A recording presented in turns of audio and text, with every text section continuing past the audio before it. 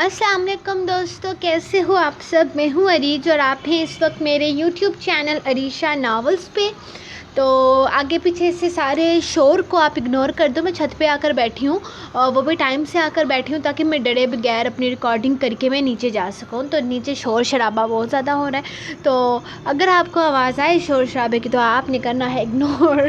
तो चलिए स्टार्ट करते हैं आज की एपिसोड में। तो मेरा दिल बर जानी एपिसोड नंबर 20, तहरीर अरीज शाह। वो कमरे में आई तो इसका फ़ोन बज रहा था। फ़ोन उठाया तो अनजान नंबर था। एक लम्हे के लिए दिमाग में एक ख़याल आया कि फ़ोन किसका हो सकता है। लबों पर शर्मीली सी मुस्कुराहट आ गई। इसने लब दबाते हुए वहीं बैठकर अपनी जगह बनाई थी। अस्सलाम वालेकुम, क्या मैं अपनी खूबसूरत सी मनकुहा से बात कर सकता हूँ? एक पुरशौक सी आवाज़ ने इसका इस्तकबाल किया। वालेकुम सलाम जी, आप बात कर सकते हैं, कहें क्या कहना है आपने।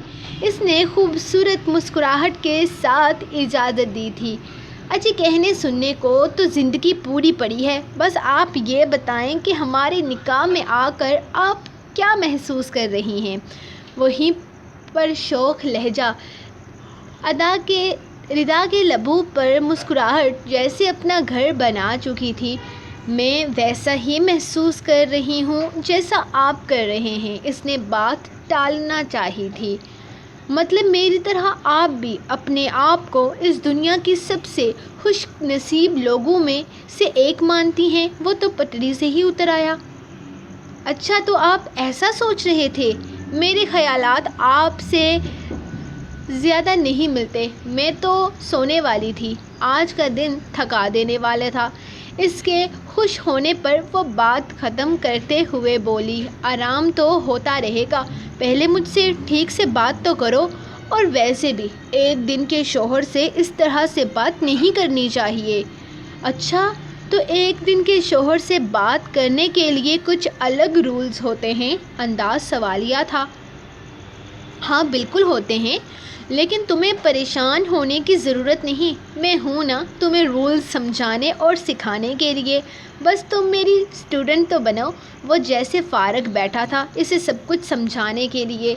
वैसे मुझे टीचर्स की बिल्कुल ज़रूरत नहीं है, लेकिन मुझे लगता है कि मुझे आपका स्टूडेंट बन जाना चाहिए। वो अपनी मुस्कुराहट दबाते हुए बोली, तो दूसरी तरफ तो जैसे खुशी की कोई इंतहा न रही। तो वक्त ज़ाया किए बिना आपको आज का सबक सिखाना मैं शुरू कर देता हूँ। वो तो पहले ही तैयार बैठा था। रिदा मुस्कुराते हुए इससे मज़ीद बातें करने लगी।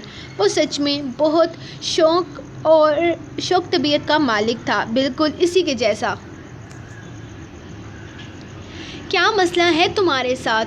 मुंह क्यों बनाकर बैठी हो? वो नहा कर निकला तो इसे उदास बेड पर बैठे पाया। न जाने कौन सी सोचों में गुम थी। वो जितना इसे सोचों से बचाना चाहता था, वो इतना ही खुद में उलझ कर बैठी थी। प्लीज़ कयान, इस वक्त मैं कोई बात नहीं करना चाहती। आप मुझे वापस लाना चाहते थे, आ गई हूँ मैं। अब सुकून मिल गया आपको। नहीं खुलेगा आपका ये राज। कोई ज़रूरत नहीं है इतना डरने की। आपकी हकीकत सबको बताकर मैं किसी की नज़र में वैसे भी शर्मिंदा नहीं होना चाहती। वो गुस्से से कहते बेड पर लेट गई थी, जबकि कयान इसे देख कर रह गया। मुझे समझ में नहीं आ रहा वल्लैल, तुम एक बात के पीछे क्यों लग गई हो? अब इस टॉपिक को ख़त्म कर दो खुदा के लिए। तुम्हारे इससे कोई लेना देना नहीं है। ये मेरा मसला है और मैं इसे हल करूँगा। तुम अपनी सोचों से इन चीज़ों को क्यों निकाल नहीं देती? तुम्हें पहले भी बता चुका हूँ कि ये सब कुछ ज़्यादा दिन तक नहीं चलेगा, बस कुछ दिन और फिर सब कुछ नॉर्मल हो जाएगा। वो इसे समझाते हुए बोल रहा था। कुछ दिन और क्यों कयान? अगर ये सब कुछ अभी ख़त्म हो सकता है तो कुछ दिन और क्यों? आप क्यों अपना हिस्सा डाल रहे हैं मुल्क की बर्बादी में, नई नस्ल की बर्बादी में? यह हमारा मुल्क है, हम इसके साथ गद्दारी क्यों कर रहे हैं? वो समझा रही थी, लेकिन इसे समझना कौन चाहता था? میں کوئی انوکھا کام نہیں کر رہا ہوں ولیل۔ آج کل پیسہ کمانے کے لیے ہر کوئی یہ سب کچھ کرتا ہے، آگے بڑھنے کے لیے بہت کچھ پیچھے چھوڑنا پڑتا ہے، بے شک وہ ملک ہی کیوں نہ ہو۔ اور خدا کے لیے اب اس ٹاپک کو ختم کر دو، میں مزید تمہاری یہ ناراضگی برداشت نہیں کر سکتا۔ خدا کے لیے نارمل ہو جاؤ اب۔ میں جانتا ہوں تم یہ سب کچھ جان کر کافی ڈسٹرب ہو، لیکن یہ سب کچھ آج کل بہت نارمل ہے، سو پلیز ریلیکس۔ وہ اس کے گال تھپتھپاتا اٹھ کر باہر نکل گیا تھا، جبکہ وہ اسے جاتے ہوئے دیکھتی رہی۔ ولیل، ہیلو ولیل، کیسی ہو تم؟ مجھے تم سے بہت ضروری باتیں کرنی تھی۔ کل رات میری سدان سے بات ہوئی تھی فون پر، انہوں نے مجھے بتایا۔ اوئے ہوئے، تو رات کو فون پر گفتگوئے عام بھی ہو رہی ہے اور تم بے شرموں کی طرح مجھے ساری بات بتاؤ گی کیا ردا؟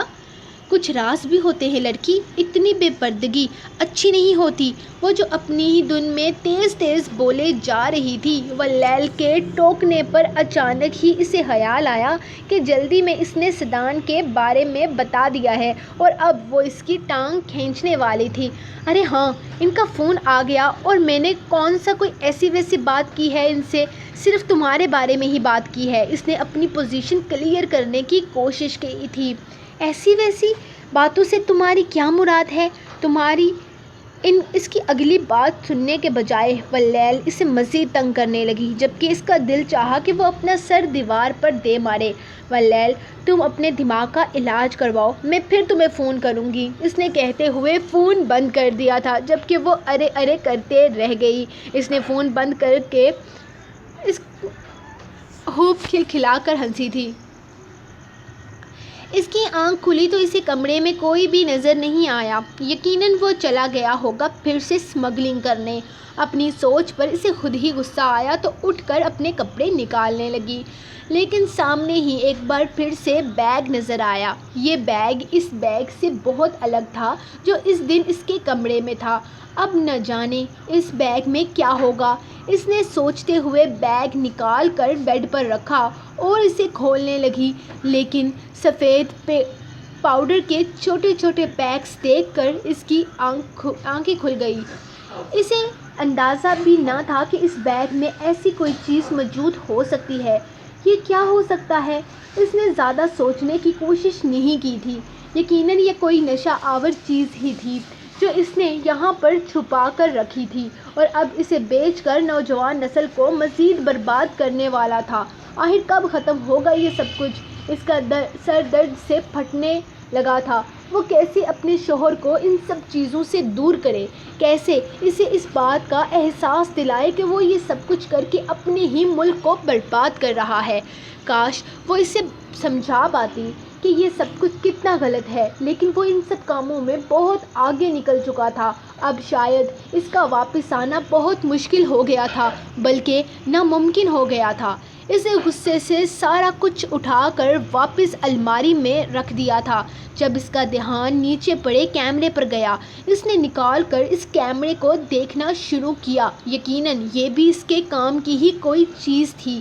اسے سمجھ نہیں آ رہا تھا اسے یہ اوپن کرنا چاہیے تھا یا نہیں، لیکن تجسس کے ہاتھوں مجبور ہو کر اس نے نہ صرف اس کو اوپن کر لیا تھا بلکہ اسے دیکھنے بھی لگ گئی تھی۔ بہت عجیب سی کلپس تھی اس میں، عجیب سے لوگ تھے جو بہت ہی عجیب حالت میں تھے۔ اس میں سے ایک آدمی اسے جانا پہچانا لگا، جیسے اسے ٹی وی پر کہیں دیکھا ہو، اور پھر اسے پہچاننے میں دیر نہیں لگی تھی۔ یہ سیاست کا ایک جانا مانا نام تھا اور اپنے فلاحی کاموں کی وجہ سے بہت زیادہ مشہور بھی تھا، لیکن اس کے وہم و گمان میں بھی نہ تھا کہ یہ شخص اس طرح کے نشے کی حالت میں ملے گا۔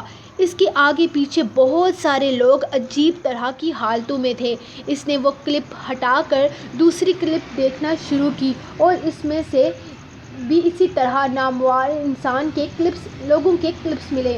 کچھ نشے کی حالت میں دھت تھے، جبکہ کچھ تو لڑکیوں کے ساتھ نازیبا حرکتیں کر رہے تھے۔ اس کے علاوہ کچھ اپنے ہاتھوں میں موجود نوٹوں کو ہوا میں پھینک رہے تھے۔ ان میں سے بہت سارے لوگ تو ایسے تھے جو اپنے نیک کاموں کی وجہ سے مشہور تھے، اور ایک شخص کو تو وہ اکثر ٹی وی پر سنتی تھی جو دینی معلومات فراہم کرتا تھا۔ اسے ایسی حالت میں دیکھ کر اسے اچھا خاصا کنفیوز ہو گئی تھی۔ یہ تھی ان لوگوں کی حقیقتیں۔ اس کا دل چاہا کہ وہ ہر چیز تہس نہس کر دے۔ ٹھیک کہتا تھا کیان، اس دنیا میں ہر شخص کے دو روپ ہوتے ہیں۔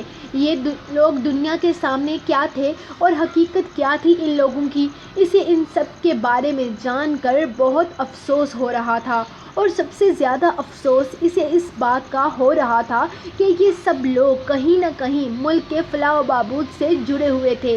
ان کے ہاتھ میں ملک کو سنوارنے کی ڈور تھی اور یہ لوگ اپنے ہی ملک کی جڑیں کاٹ رہے تھے۔ واللیل یہ ساری چیزیں واپس الماری میں رکھنے لگی، جب اسے اچانک خیال آیا کہ اسے یہ واپس اندر رکھنے کی بجائے صحیح ہاتھوں میں پہنچانا چاہیے۔ یہ بہترین ثبوت تھے ان لوگوں کی حقیقت کو سامنے لانے کے لیے۔ کیان زیادہ سے زیادہ کیا کرے گا؟ اپنے فیوچر کے لیے ان سب کو بیچ دے گا، اور ملک کا کیا؟ نہیں، وہ ایسا نہیں ہونے دے سکتی تھی۔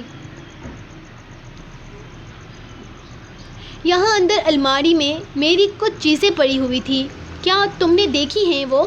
کافی دیر سے الماری میں سر دیے ہوئے تھا۔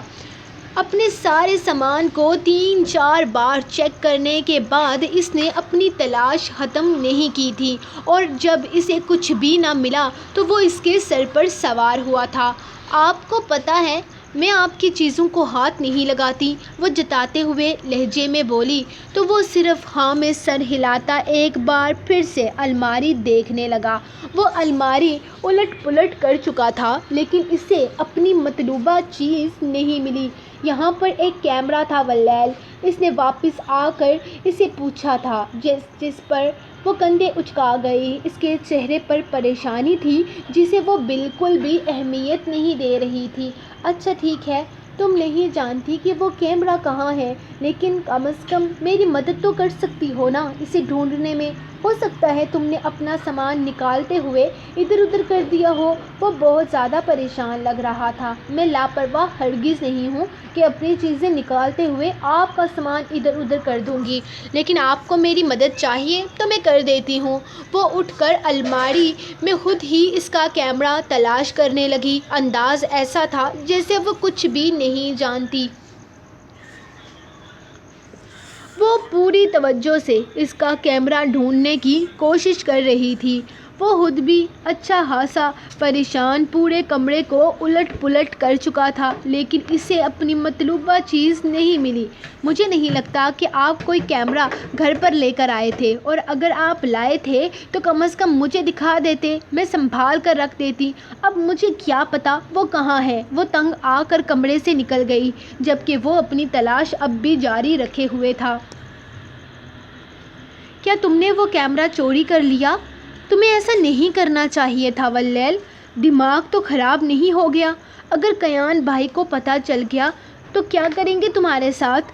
وہ ٹیبل پر پڑے کیمرے کو دیکھ رہی تھی، جس میں جو ویڈیو کلپس اس نے دیکھی تھی، انہیں دیکھ کر اس کا اپنا ہوش بھی اڑ گئے۔ سیاست کے اتنے بڑے بڑے نام نشے میں دھت اپنے وقت کو رنگین کرنے میں مگن تھے۔ یہ ہمارے ہی سیاستدان تھے جن کی ایسی حالت دیکھ کر ردا نے تو کانوں کو ہاتھ لگایا تھا۔ کیسے ٹی وی پر آ کر درس دیتے تھے، اور یہاں ایسی حالت میں اسے تو ان سے گھن سی محسوس ہونے لگی۔ کیا کر لیں گے؟ زیادہ سے زیادہ اتنی پریشان ہونے کی ضرورت نہیں ہے تمہیں۔ میں نے اتنے اچھے سے ڈرامہ بازی کی ہے نا کہ انہیں مجھ پر بالکل بھی شک نہیں ہوگا۔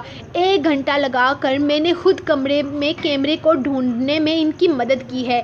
انہیں تو ملازموں پر شک ہے کہ گھر کے اندر ہی کوئی ایسا آدمی چھپا ہے جو ان کے خلاف کام کر رہا ہے، لیکن مجھے وہ اتنا سمجھدار ہرگز نہیں سمجھتے۔ تمہیں فکر کرنے کی ضرورت نہیں ہے، تم تو بس ان لوگوں کے کارنامے دیکھو اور بتاؤ آگے کیا کرنا ہے۔ اس کا دھیان کیمرے کی طرف لگاتے ہوئے وہ بول رہی تھی، جبکہ ردا تو خود ساکت بیٹھی ہوئی تھی۔ تمہیں کیا لگتا ہے میرا دماغ خراب ہے یا تمہیں کیا لگتا ہے میرا دماغ خراب تھا یار، میں نے اپنی الماری میں رکھی تھی نا جانے وہ کہاں غائب ہو گئے۔ مجھے کچھ سمجھ نہیں آ رہا، کہیں گھر میں سے کسی نوکر نے تو ایسی حرکت نہیں کی۔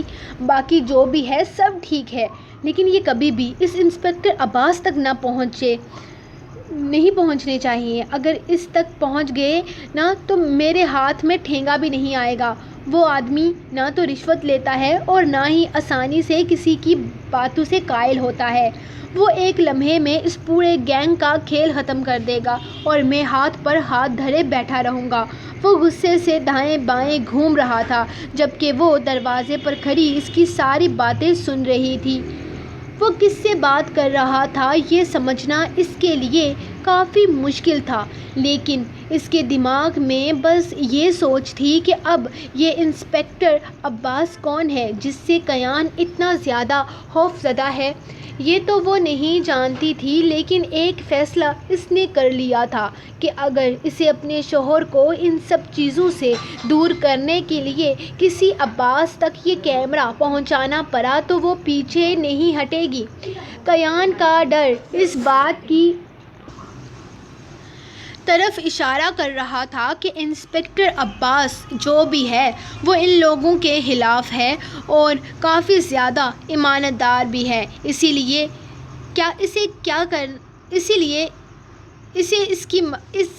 وہ اس کی مدد ضرور کرے گا۔ اس نے ردا کو میسج کیا تھا تاکہ وہ کہیں سے بھی اس انسپکٹر عباس کے بارے میں پتہ لگا لے۔ ہاں یار میں نے پتہ لگایا ہے، لیکن کچھ بھی ہاتھ سے انفارمیشن نہیں ملی۔ یہ انسپکٹر عباس کون ہے یہ تو میں نہیں جانتی، لیکن انٹرنیٹ پر چند ایک انڈر کور آفیسرز کے نام لکھے ہوئے تھے، ان میں سے ایک انسپکٹر عباس بھی ہے، لیکن صرف نام ہی لکھا ہے، تصویر وغیرہ نہیں ہے وہاں۔ تصویر کو گولی مارو، وہاں نمبر چیک کرو، اگر اس انسان کا نمبر مل جائے تو۔ ہاں بالکل وہ انڈر کور آفیسر ہے، تجھے لگتا ہے کہ یہاں وہ اپنا نمبر لکھ کر بیٹھا ہوگا؟ تیرا دماغ پتہ نہیں اتنا حالی کیوں ہے؟ وہ غصے سے انٹرنیٹ پر سرچ کر رہی تھی۔ اس وقت اس نے پاکستان کے پبلک سروس سائٹ پر سب پولیس والوں کی انفارمیشن نکالی ہوئی تھی، جس میں صرف نام ہی نام تھے، تصویریں وغیرہ نہیں مل رہی تھی، لیکن اتفاق تھا کہ کچھ اور انسپکٹر عباس کے نام کے سامنے ایک نمبر بھی لکھا ہوا تھا۔ اس نے ایک لمحہ بھی نہ لگایا تھا وہ نمبر نوٹ کرنے میں۔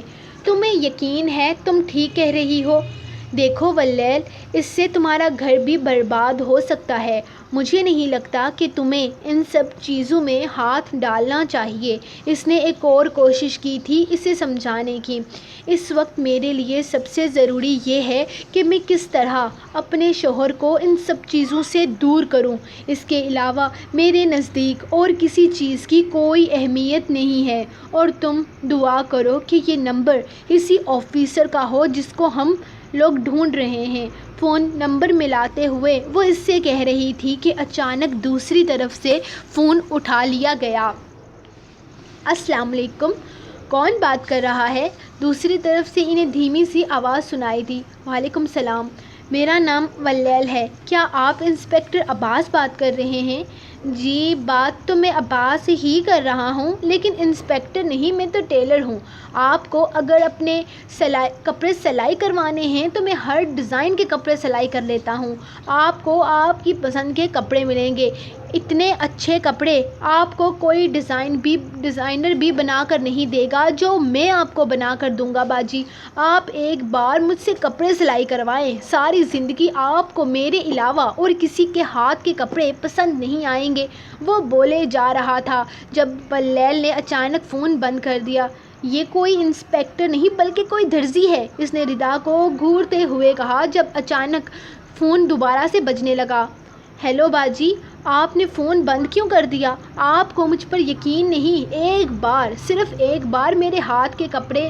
بھائی ہمیں نہیں چاہیے آپ کے کپڑے، آپ کا بہت بہت شکریہ، غلطی سے فون کر دیا تھا۔ اس نے فون بند کرتے اگلے ہی لمحے نمبر بھی بلاک کر دیا۔ سو گائز یہ رہی آپ لوگوں کی آج کی ایپیسوڈ. مجھے نیچے سے سارے باری باری آواز دے چکے ہیں, آپ نے بھی آوازیں بیچ میں سنی ہوں گی. گھر میں مجھے بیبو کہتے ہیں سب لوگ, تو سب کی آوازیں تو آپ کو آئی ہی ہوں گی. تو اگر نہیں بھی آئی تو بھی اٹس اوکے, کیونکہ ابھی مجھے جانا ہے.